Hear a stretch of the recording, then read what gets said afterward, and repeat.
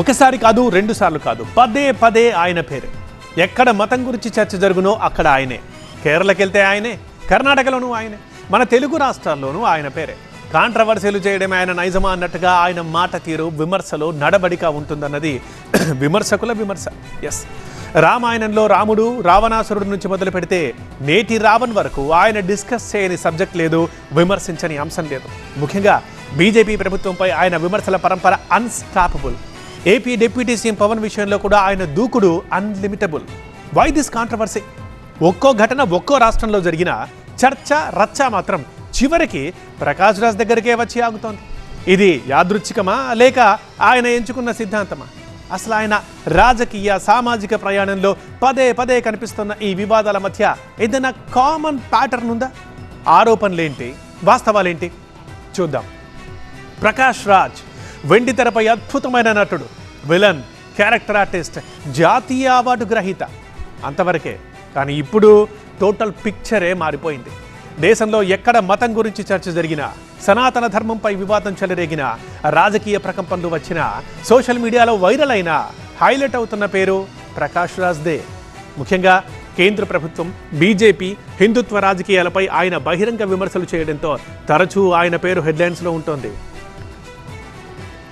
Joseph alias ప్రశ్న Ravan AP deputy CM Pawan కళ్యాణ్పై అనుచిత వ్యాఖ్యల కేసులో ఆరోపణలు ఎదుర్కొంటున్న వ్యక్తి. 5 సార్లు అరెస్ట్ అయి 3 దఫాలు బెయిల్ తెప్పించుకొని చివరికి గన్నవరంలో రాజద్రోహం కేసులో ఇరుక్కుని ఇప్పుడు రిమాండ్ ఖైదీగా జైల్లో ఉంటున్న యూట్యూబర్ జోసెఫ్. ఇప్పుడు ఈ జోసెఫ్ అంశంపై ప్రకాష్ రాజ్ వరుస వీడియోలు విడుదల చేస్తూ AP deputy CM Pawan Kalyan పేరు ఎత్తకుండా విమర్శలు చేస్తున్నారు. ప్రకాష్ రాజ్ రావణ్ మధ్య ఆడియో లీక్, వేరే వేరే ఇష్యూస్ మీద నేను చేసే తెలుగు ట్వీట్స్, దాని సెంటెన్స్ స్పెల్లింగ్ కరెక్షన్స్ కోసం మాట్లాడుకున్న వాయిస్ మెసేజెస్ని తీసుకుని తర్వాత దాన్ని ఎడిట్ చేసి ఒకే కాన్వర్జేషన్గా మాట్లాడుతున్నారు ప్రభుత్వాన్ని దించడానికి అనే ఒక మినిస్టర్ ప్రెస్ మీట్ ఇస్తూ మీ దౌర్జన్యాన్ని నుంచి తప్పించుకోవడానికి ప్రయత్నిస్తున్నారా? ఈ ఆడియో లీకులు మీకెలా దొరికింది?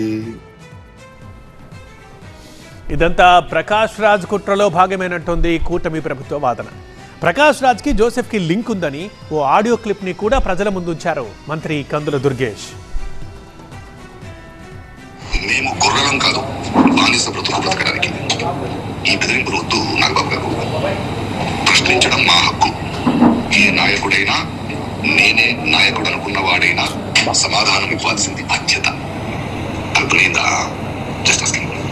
కొందరు అమ్ముడుపోయిన మీడియాకి అంటే అది రాంగ్ వర్డింగ్ అవుతుంది సార్. కొందరికి అమ్ముడుపోయిన అంటే కొన్ని పార్టీలకు కావచ్చు, లేకపోతే కొంత మనుషులకు కావచ్చు, అమ్ముడుపోయిన మీడియా కన్నా. సో కొందరికి అమ్ముడుపోయిన మీడియాకి అని పెట్టాను సార్.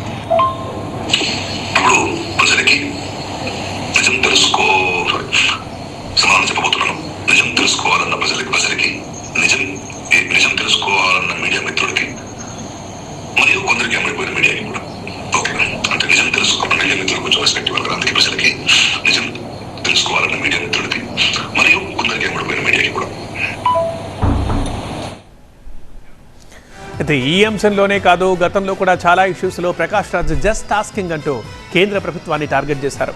హిందూ మత విశ్వాసాలపైన వ్యంగ్యాస్త్రాలు సంధించారు. ముఖ్యంగా ధర్మస్థల ఎపిసోడ్లో ప్రముఖంగా వినిపించిన పేరు ప్రకాష్ రాజ్దే.